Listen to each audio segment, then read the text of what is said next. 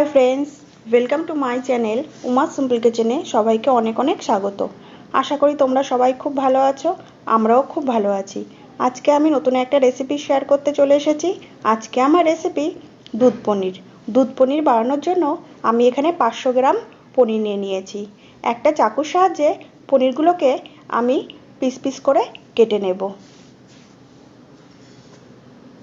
সমস্ত পনিরগুলোকে আমি একই রকম সাইজে কেটে নেব, যাতে করে দেখতে খুব সুন্দর লাগে।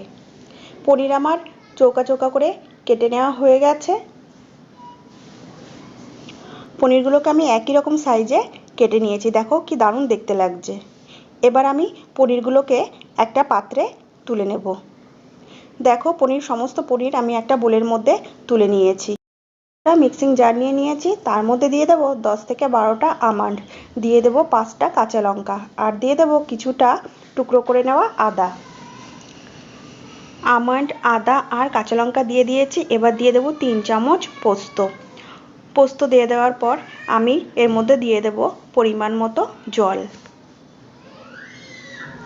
এবার এই সমস্ত মশলাগুলোকে আমি একসঙ্গে পেস্ট করে নেব।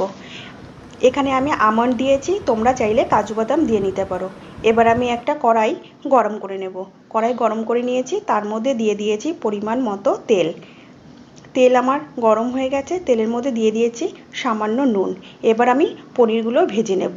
সমস্ত পনির আমি একসঙ্গে ভাজবো না, অল্প অল্প করে আমি পনিরগুলোকে ভেজে নেব, যাতে পনিরগুলো ভেঙে না যায়। এবার দিয়ে দিলাম কিছুটা পনির। পনিরগুলোকে আমি এবার ভেজে তুলে নেব।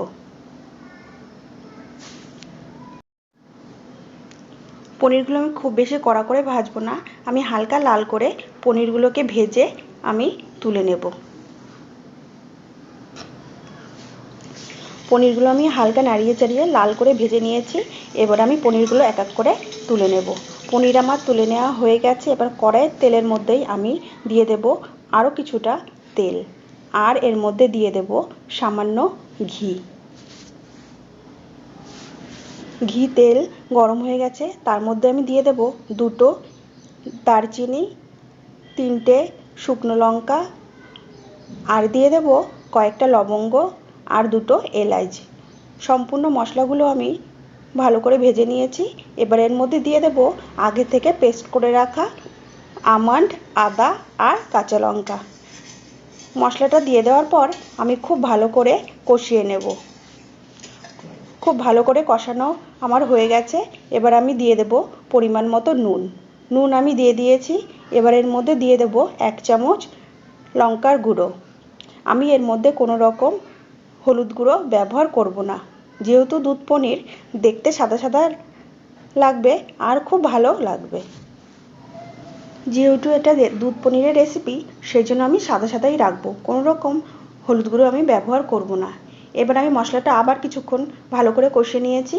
এবার আমি এর মধ্যে দিয়ে দেব আগে থেকে ভেজে রাখা পনিরের টুকরোগুলো। পনিরের টুকরোগুলো আমি এক এক করে দিয়ে দেব। দিয়ে দেওয়ার পর আমি আবার খুব ভালো করে পনিরের সঙ্গে মশলাগুলোকে কষিয়ে নেব। পনির দিয়ে দেওয়ার পর আমি 5 মিনিটের মতো কষিয়ে নিয়েছি, আর তার মধ্যে দিয়ে দিচ্ছি 1 গ্লাস দুধ। দুধ দিয়ে দেওয়ার পর ভালো করে আমি হালকা হাতে নাড়িয়ে চাড়িয়ে নেব।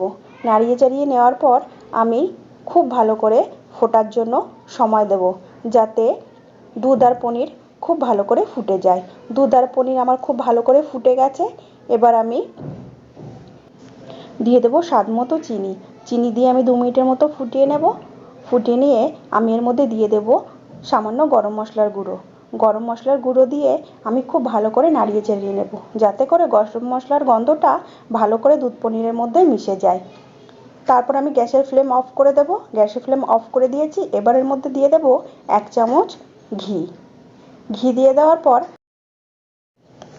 ঘি আমার দিয়ে দেওয়া হয়ে গেছে।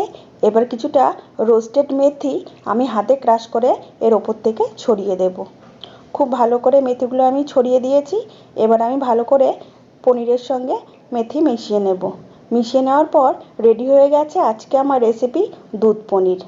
দেখো তোমরা দেখতে কতটা সুন্দর হয়েছে, খেতেও না জানি কতটা সুন্দর হবে। তোমাদের যদি আজকে আমার রেসিপিটা ভালো লেগে থাকে লাইক করবে, শেয়ার করবে আর কমেন্ট করে জানাবে দুধ পনিরের রেসিপিটা কেমন হয়েছে। আর আমার চ্যানেলে নতুন নতুন ভিডিও পেতে হলে অবশ্যই আমার চ্যানেলটিকে সাবস্ক্রাইব করবে। আজকের মতো ভিডিওটি আমি এখানেই শেষ করলাম। আবারও দেখা হবে নতুন কোনো রেসিপি ভিডিওর সাথে। সম্পূর্ণ ভিডিওটি দেখার জন্য সবাইকে অনেক অনেক থ্যাংক ইউ। তোমরা সবাই ভালো থাকবে, সুস্থ থাকবে।